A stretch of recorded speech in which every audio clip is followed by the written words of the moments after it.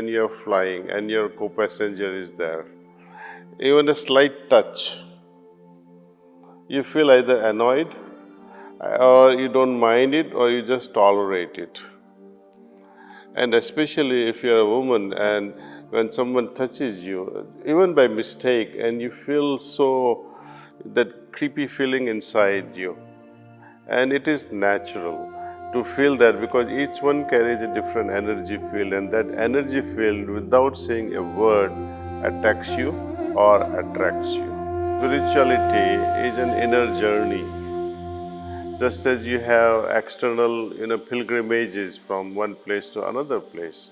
But the real pilgrimage, real spiritual pilgrimage is within, where one moves from one level of chakra to another level of chakra to third level of chakra, and that is fascinating actually in the spiritual realm.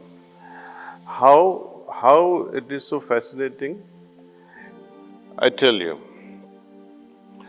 whenever you look at something or hear something or taste, touch, all these five senses we have immediate reaction. Either we like it or we don't like it. And this goes on either consciously or unconsciously. Even simple things like when you are flying and your co-passenger is there, even a slight touch, you feel either annoyed or you don't mind it or you just tolerate it. And especially if you're a woman and when someone touches you, even by mistake, and you feel that creepy feeling inside you. And it is natural to feel that because each one carries a different energy field, and that energy field, without saying a word, attacks you or attracts you. Now, what happens when you like something? Be it things like houses, or be it things like cars, or something related to this materialistic world. Nothing wrong with it also. Okay, you like something. Likewise, you have dislike for something. So these likes and dislikes, they create vibrations. And these vibrations settle down at one particular energy vortex near the heart. And they are bifurcated. Based on that emotional vibration, it is able to create. For example, if you are sexually attracted towards someone or repelled towards someone, that's one level of vibrations. Second level of vibrations that we always go on creating is things I have or I don't have. In the materialistic world, oh, I don't have this car, though you already have some car. Oh, I don't have this phone. How will I pay my next month's rent? How will I pay my children's fees? Things of that nature, materialistic world. And any thoughts and emotions involved with that particular thing, they also create some level of vibrations. It makes your heart heavier, and those vibrations gravitate towards one particular part of our body, very close to the heart in the chest area. And these two locations are different. And whenever these chakras are affected, they affect the next chakra, next higher one. Let us see, when your desire is not fulfilled, what happens at that time? You become restless, you lose peace of mind. Right? For example, oh, I am not able to pay, I don't think I can pay my next month's rent. Now what goes through in your mind, in your heart at an emotional level? Those vibrations of related to materialistic world or sensual world, when they are not fulfilled, it makes you restless and you lose peace of mind. And when this continues, one becomes angry. And when becomes angry, fear develops. When fear develops, you become kind of unclear about yourself, about your thinking also.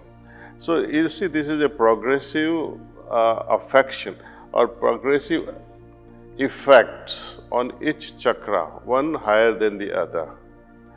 And higher the chakra, it has a greater role to play in our life. And beyond all these desires, then there is a play of my way or highway. The ego comes into the realm. The ego has also many levels of consciousness. You see, many people, they say your thinking, your ego, or this idea of my way or highway creates havoc in a family life. But more than that, it creates chaos within oneself. Whenever one becomes too egoistic, it weighs down heavily on that person's life.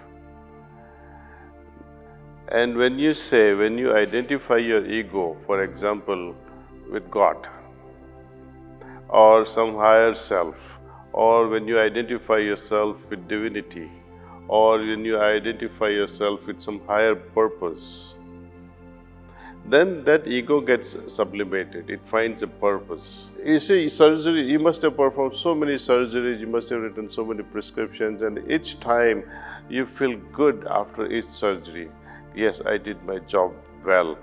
And there are moments you feel, I'm going to do so well today. I'm going to surpass my yesterday's performance. Right? That is also ego, but that is very constructive ego. Right? And such sort of constructive ego helps us to become better and better. But to say that I am Dr. Nandi and there is no one better than me in my city, I am the best gastroenterologist, I am number one, then I would say the arrogance has kicked in. An arrogant mind cannot listen to others, arrogant mind cannot learn anything new. So this is a negative part of the ego, and these are all vibrations creating in our mental realm, in our mental consciousness, and they affect. So as our consciousness expands, for example, generosity, when you have a compassionate heart, when you have a kind heart, your consciousness simply expands. Per contra, when you become angry, you begin to hate, you begin to worry like hell. Oh, where am I going to get this money? Your consciousness constricts. And it weighs heavily on us. So to simply put, this whole mechanism, just as we talk of physical welfare, mental welfare, emotional welfare, what about spiritual welfare? So our good qualities, kindness, generosity, love, all that helps us propel our superconsciousness and also helps us go deep within our subconscious. So consciousness is a key thing when it comes to spirituality. Often people ask me, what is the purpose of this existence, purpose of life? And only one answer comes to me, that is to evolve my consciousness. How fast I can evolve depends upon how fast my consciousness changes.